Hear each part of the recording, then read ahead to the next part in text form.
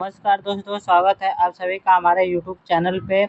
आज हम कराने वाले हैं यूपी टेट ईवीएस का महत्वपूर्ण क्लास, जहां से परीक्षा में डायरेक्ट क्वेश्चन देखने को मिलते हैं। तो वीडियो को पूरा देखिएगा, क्योंकि आज की क्लास आपके स्कोर में अधिक से अधिक मदद करेगी। सबसे पहले आप लोग वीडियो को लाइक कर दीजिए और चैनल को सब्सक्राइब कर लीजिए।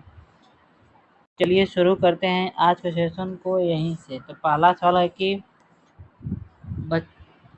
कि बच्चों के द्वारा सब्जी बाजार से इकट्ठी की गई निम्नलिखित सामग्री में से इन्हें पहचानिए कि उनके भीतर बीज होते हैं। जैसे आलू टमाटर नाशपाती चीकू भिंडी करेला प्याज खीरा आदि। तो हो जाएगा, इसका हो जाएगा टमाटर, हो जाएगा नाशपाती और चीकू हो जाएगा। दूसरा हो जाएगा टमाटर नाशपाती चीकू भिंडी खीरा करेला। तो तीसरा हो जाएगा टमाटर नाशपाती चीकू खीरा और चौथा हो जाएगा नाशपाती और चीकू। तो इसका ऑप्शन बी सही है। चलिए अगले सवाल की तरफ चलते हैं। अगला सवाल है कि निम्नलिखित में से कौन सा बीज नहीं है। गेहूं हो गया काली मिर्च हो गया साबूदाना हो गया और सौंफ हो गया। तो साबूदाना बीज नहीं है। चलिए अगले सवाल की तरफ चलते हैं। अगला सवाल करा है कि प्याज और आलू अदरक हैं, जड़ हैं, तना है, अपस्थानिक जड़ें हैं, सल्क पत्र हैं। तो यह है तना है। चलिए अगले सवाल की तरफ चलते हैं। अगला सवाल करा है कि निम्नलिखित में से कौन से पौधे दूर दूर प्रसारित होते हैं। पहला हो गया बीजड़ द्वारा प्रकरण पौधे, दूसरा बीज द्वारा प्रकरण पौधे, तीसरा है फल द्वारा प्रकटित पौधे और चौथा है कि कायांकित जनन द्वारा प्रसरित पौधे। तो इसका हो जाएगा फल द्वारा प्रसरित पौधे हो जाएगा। चलिए अगले सवाल की तरफ चलते हैं। अगला सवाल करा है कि बाढ़ से समुद्रित पौधे मर जाते हैं क्योंकि पौधे का विकास कोशिका रस पतला हो जाता है। दूसरा मूल में श्वास रुक जाता है। तीसरा कि पौधों का कोशिका रस सांद्र हो जाता है। चौथा है कि पानी की अधिकता से पोषक तत्व बाहर आ जाते हैं। तो इसका हो जाएगा मूल में श्वास रुक जाता है। चलिए अगले सवाल की तरफ चलते हैं। घटपरडी पौधा या निफेथिस तो क्या है का पौधा छोटे छोटे कांटियों से ढका होता है। भारत में नहीं पाया जाता है। मेढक तथा कीड़ों तथा चूहे को चालाकियों से फंसाकर खा जाता है। कीड़े मकोड़े को आकर्षित करने के लिए ऊंची त्वरित ध्वनियाँ निकालता है। तो इसका ऑप्शन हो जाएगा मेढक और कीड़ों को चूहों को चालाकियों से फंसाकर खा जाता है। चलिए अगले सवाल की तरफ चलते हैं। अगला सवाल क्या कर रहा है कि जंतुओं में पाए जाने वाले धारीदार चिन्ह किस कारण होते हैं। उच्च उच्च कवच के कारण, जलवायु के कारण, मिट्टी के कारण या उपयुक्त में से सभी। तो इसका हो जाएगा जलवायु के कारण होता है। अगला सवाल है कि निम्नलिखित में से कौन सा जानवर अंडे देते हैं। व्हेल होता है, पेंगुइन होता है, डॉल्फिन होता है या स्टाल होता है। तो इसका हो जाएगा पेंगुइन होता है। चलिए अगले सवाल की तरफ चलते हैं। अगला सवाल है कि पक्षी एक ही समय पे दो भिन्न भिन्न वस्तुओं को देख सकता है क्योंकि वे अपनी गर्दन को घुमा सकते हैं। दूसरा, उनके सिर के दोनों तरफ आंखें होती हैं, उनकी आंखों की पुतलियां घूम नहीं सकती हैं या उपयुक्त में से सभी। तो इसका हो जाएगा इनके सिर के दोनों तरफ आंखें होती हैं। चलिए अगले सवाल की तरफ चलते हैं। अगला सवाल क्या करा है। अगला सवाल करा है कि निम्नलिखित में से कौन सा जानवर पहले अपने एक पैर के दोनों पैर आगे बढ़ाता है, फिर दूसरी तरफ दोनों पैर आगे बढ़ाता है। तो पहला होगा शेर, दूसरा बाघ, तीसरा जिराफ, चौथा हाथी। तो इसका हो जाएगा जिराफ है। चलिए अगले सवाल की तरफ चलते हैं। अगला सवाल कर रहा है कि हमारे आसपास में पाए जाने वाले निम्न जानवरों में से किस जानवर का मनोरंजन के लिए उपयोग किया जाता है। कुत्ता का, खरगोश का, मुर्गा का तथा बंदर का। तो इसका हो जाएगा बंदर का प्रयोग किया जाता है। चलिए अगले सवाल की तरफ चलते हैं। सूची के पास एक पालतू गाय है। उसके अध्यापक ने गाय को स्तनधारी जंतु बताया क्योंकि यह अंडा देती है, यह बच्चा देती है, इसके शरीर में अस्थियां और उपस्थि कंकाल का होता है। इसके शरीर में अस्थियां तथा उपस्थियों को कंकाल नहीं होता है, तो इसका हो जाएगा ये बच्चे देती हैं। चलिए अगले सवाल की तरफ चलते हैं। अगला सवाल क्या कह रहा है कि पशुओं को विशिष्ट उद्देश्य के लिए रखना एवं पालन-पोषण करना क्या कहलाता है? पालतू बनाना, पालन-पोषण करना, पशुपालन करना या इनमें से कोई नहीं, तो इसका हो जाएगा पशुपालन हो जाएगा। चलिए अगले सवाल की तरफ चलते हैं। अगला सवाल कह रहा है कि जंतुओं का वर्गीकरण किन आधारों पे होता है? पोषण के आधार पे, आवास के आधार पे, तीसरा है शारीरिक संरचना के आधार पे, उपयुक्त में से सभी। तो इसका हो जाएगा उपयुक्त में से सभी हो जाएगा। चलिए अगले सवाल की तरफ चलते हैं। अगला सवाल क्या कह रहा है कि निम्नलिखित में से कौन सा युग्म युग्म सुमेलित है? कोशिका कशेरुकी फेफड़ा हो जाएगा, अकशेरुकी मेढक हो जाएगा, स्तनधारी बंदर हो जाएगा या उपयुक्त में से सभी। तो इसका स्तनधारी हो जाएगा, बंदर हो जाएगा। चलिए अगले सवाल की तरफ चलते हैं। मिलान करना है तो देखिए क्या है। स्थल पे क्या रहता है? चूहा रहता है। मरुस्थल पे क्या रहता है? छिपकली रहता है। जलीय पे क्या रहता है? स्पंज रहता है। वायु में क्या रहता है? डेगा। तो इसका देखिए सही उत्तर हो जाएगा, मिलान करना है तो इसका हो जाएगा पहला का पहला हो जाएगा। चलिए अगले सवाल की तरफ चलते हैं। अगला सवाल क्या कह रहा है? अगला सवाल करके कशेरुकी जंतु के संबंध में निम्नलिखित कौन से कथन पर विचार कीजिए और सही विकल्प को चुनिए। एक कशेरुकी जीव को प्रोटोजोन भी कहा जाता है। इसे सूक्ष्मदर्शी की सहायता से देखा जा सकता है। इसके कारण यूग्लिना, अमीबा, पैरामीशियम आदि हैं। तो इसमें से कौन सा ऑप्शन सही है? पहला केवल एक है, दूसरा केवल दो, तीसरा केवल सी और उपयुक्त में से सभी। तो इसका हो जाएगा उपयुक्त में से सभी हैं। चलिए अगले सवाल की तरफ चलते हैं। अगला सवाल क्या कह रहा है? निम्नलिखित में से युग्म सुमेलित नहीं है। तो पहला मेढक फेफड़े से सांस लेते हैं, केंचुआ त्वचा से सांस लेते हैं, व्हेल गिल से सांस लेती है, सांप फेफड़े से सांस लेता है। तो यहाँ पे ये चौथा सांप फेफड़े से सांस नहीं लेते हैं। चलिए अगले सवाल की तरफ चलते हैं।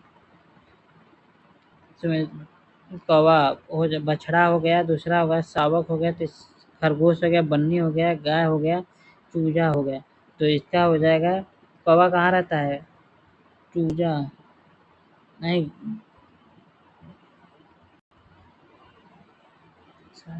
इसका हो जाएगा बी, ए वाला हो जाएगा। ए का फोर हो जाएगा और बी का सी हो, बी का दूसरा हो जाएगा, सी का तीसरा हो जाएगा, डी का वन हो जाएगा। चलिए अगले सवाल की तरफ चलते हैं। अगला सवाल कह रहा है कि निम्नलिखित में से कौन सा उदाहरण उद्दीपन अनुक्रिया को प्रदर्शित करता है? पहला काकरोच का रोशनी देखकर छिप जाना, सूरज छिपने के पश्चात फूल बंद हो जाना या मनपसंद व्यंजक देखकर मुंह में पानी आ जाना। उपयुक्त में से सभी। तो इसका हो जाएगा उपयुक्त में से सभी हो जाएगा। चलिए अगले सवाल की तरफ चलते हैं। अगला सवाल आपके निम्नलिखित में से कौन सी समानता शेर और बाघ दोनों में पाई जाती है?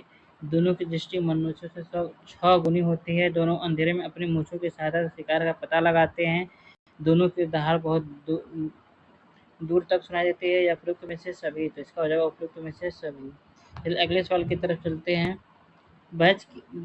भैंस की पीठ पर अक्सर बकुला पक्षी बैठा दिखाई देता है। ऐसा क्यों होता है? क्योंकि बकुला भैंस की पीठ पर परजीवी को खाता है, घास में पाए जाने वाले कीट खाता है, या भैंस की पीठ पर गाना गाता है, या उड़ने के बाद थोड़ा आराम कर लेता है। तो भैंस की पीठ पे बैठकर परजीवी को खाता है। चलिए अगले सवाल की तरफ चलते हैं। हो जाए कौन जैविक कारक नहीं है? पेड़ पौधे, जंतु, सूक्ष्म और प्रस्तर। तो इसका हो जाएगा प्रस्तर नहीं है। चलिए अगले सवाल की तरफ चलते हैं। अगला सवाल क्या कह रहा है कि अन्य मृत जंतुओं में निर्वाह करने वाले प्राणी को कहते हैं? पैरासाइट कहते हैं या डिकम्पोजर कहते हैं, इक्विजर कहते हैं या अमीवियर कहते हैं। तो इसका हो जाएगा सी वाला हो जाएगा। चलिए अगले सवाल की तरफ चलते हैं। अगला सवाल क्या कह रहा है? निम्नलिखित में से का जीवन प्रक्रियाओं का कौन सा युग्म पौधे और जीवधारियों में दोनों में मिलता है? वृद्धि और भोजन बनाना, प्रजनन और भोजन का निर्माण करना, प्रजनन तथा अंकुरण करना, और चौथा प्रजनन, वृद्धि और प्रजनन करना। तो इसका हो जाएगा वृद्धि और प्रजनन करना। चलिए अगले सवाल की तरफ चलते हैं। अगला सवाल क्या कह रहा है? बिहार के गाँव में बहुत से किसान अतिरिक्त धन कमाने के लिए मधुपालन और शहद एकत्रित करने का कार्य करते हैं। मधुपालन करने का सबसे अच्छा समय होता है जुलाई से लेकर सितंबर तक, अक्टूबर से लेकर दिसंबर तक, जनवरी से लेकर मार्च तक या अप्रैल से लेकर जून तक। तो इसका हो जाएगा अक्टूबर से दिसंबर तक होता है। चलिए अगले सवाल की तरफ चलते हैं। अगला सवाल करा है कि जीवों के व्यवहार का अध्ययन क्या कहलाता है? ईटोलॉजी होता है, नियोलॉजी होता है, इथोलॉजी होता है या डेमोलॉजी होता है? तो इसका हो जाएगा ईटियोलॉजी होता है। चलिए अगले सवाल की तरफ चलते हैं। चमगादड़ स्तनधारी है क्योंकि वह उड़ता है, रात्रिचर है, शाकाहारी है या बच्चे देता है? तो इसका हो जाएगा बच्चे देता है। चलिए अगले सवाल की तरफ चलते हैं। अगला सवाल क्या कह रहा है कि रात में जगने वाला जंतु हर चीज को केवल लाल रंग में देख सकते हैं, हरे रंग में देख सकते हैं, केवल काला और सफेद देखते हैं, केवल हरे एवं लाल देख सकते हैं? तो इसका हो जाएगा केवल काला एवं सफेद देख सकते हैं। चलिए अगले सवाल की तरफ चलते हैं। अगला सवाल करा कि पक्षी अपनी गर्दन बहुत अधिक हिलाते हैं, इनका कारण क्या है? उनके कान पंखों से ढके होते हैं, उड़ सकते हैं, पक्षी की आंखों में पुतली नहीं होती है, घूम नहीं सकते हैं, पक्षी की आंखें छोटी होती हैं। तो ऐसा पक्षी की आंखों में पुतली घूम नहीं सकती। चलिए अगले सवाल की तरफ चलते हैं। अगला सवाल क्या है कि निम्न में से प्रक्रियाओं का कौन सा युग्म पौधों को जंतुओं से अलग करता है? श्वसन एवं प्रजनन, माइटोकॉन्ड्रिया तथा सेंट्रोसोम, क्लोरोफिल तथा रसधनी और केंद्रक तथा कोशिका केंद्रक? तो इसका हो जाएगा क्लोरोफिल तथा रसधनी। चलिए अगले सवाल की तरफ चलते हैं। अगला सवाल क्या कर रहा है कि कोई पक्षी पेड़ की ऊंचाई की डाल पर अपना घोंसला बनाता है, यह पक्षी कौन सा है? शकरखोरा, कलचिड़ी, कौवा या फाख्ता पक्षी? तो इसका हो जाएगा कौवा है। चलिए अगले सवाल की तरफ चलते हैं। अगला सवाल है कि मधुपालन के विषय में कौन सा कथन सही है? मधुपालन शुरू करने का सबसे अच्छा समय जनवरी से मार्च तक होता है। लीची के फूल मधुमक्खियों को लुभाते हैं। मधुमक्खी पालन करते समय उत्पादित शहद का भंडारण और भक्षण की आवश्यकता होती है। पहला और दूसरा, दूसरा और तीसरा, पहला और तीसरा या एक दो तीन, तीनों सही हैं। तो इसका हो जाएगा तो इसका सी हो जाएगा।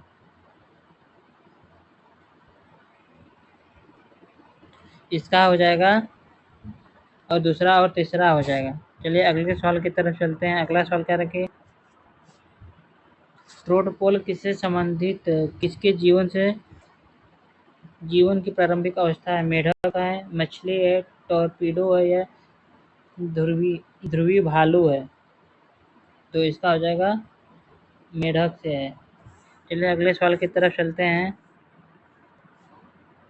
निम्नलिखित में से पक्षियों में से कौन सा काफी हद तक अपनी गर्दन को आगे पीछे घुमा सकता है? मैना हो गया, उल्लू हो गया, कौवा हो गया या कोयल हो गया? तो मैना हो गया। चलिए अगले सवाल की तरफ चलते हैं। अगला सवाल है कि कुछ पक्षी हमारी तुलना से 4 गुना अधिक दे सकते हैं। पक्षी निम्न है। कौवा हो गया, चिल बुलबुल हो गया, बाज कबूतर, तोता हो गया, चील बाज और गिद्ध हो गया, फाख्ता, कौवा और मोर। तो इसका हो जाएगा चील हो गया, बाज और गिद्ध हमसे 4 गुना देख सकता है। चलिए अगले सवाल की तरफ चलते हैं। अगला सवाल क्या कर रहा है? अगला सवाल निम्नलिखित में से वह कौन सा जंतु है जिससे अग्र दांत हमेशा बढ़ते रहते हैं? वे दांतों को बहुत अधिक लंबा न होने के कारण वस्तुओं को वस्तुओं को काटते कुतरते रहते हैं। दीमक हो गया, गिलहरी हो गया, छिपकली हो गया और चूहा हो गया। तो इसका हो जाएगा गिलहरी हो गया। चलिए अगले सवाल की तरफ चलते हैं। अगला सवाल क्या कर रहा है? निम्नलिखित में से दिए गए जानवरों के कौन सी विशेषता पाई जाती है? छिपकली, गौरैया, कौवा और सांप ये अंडे देते हैं, ये जहरीले होते हैं, ये भूमि और गाय दोनों पे रहते हैं, जल दोनों पे रहते हैं, इनके शरीर शल्क से ढके होते हैं। तो इसका अर्थ है ये अंडे देते हैं। चलिए अगले सवाल की तरफ चलते हैं। अगला सवाल क्या कह रहा है कि एक कोशिकीय सूक्ष्म जीव है साइपागोरिया, विषाणु, पैरामीशियम या हाइड्रा? तो इसका हो जाएगा पैरामीशियम है। चलिए अगले सवाल की तरफ चलते हैं। अगला सवाल क्या कह रहा है? अगला सवाल को वह जीव एक जीव जो लाभ लेता है बिना दूसरों के सहवास सहवासी जीव को प्रभावित करता हुआ कहलाते हैं। परजीवी सहभोजी मृतोपरजीवी या सहजीवी कहलाते हैं। तो यह होता है सहभोजी। चलिए आज के सेशन को हम लोग यहीं पे एंड करते हैं। यदि आपको क्लास अच्छी लगी हो तो लाइक करें, शेयर करें तथा कमेंट करें। धन्यवाद।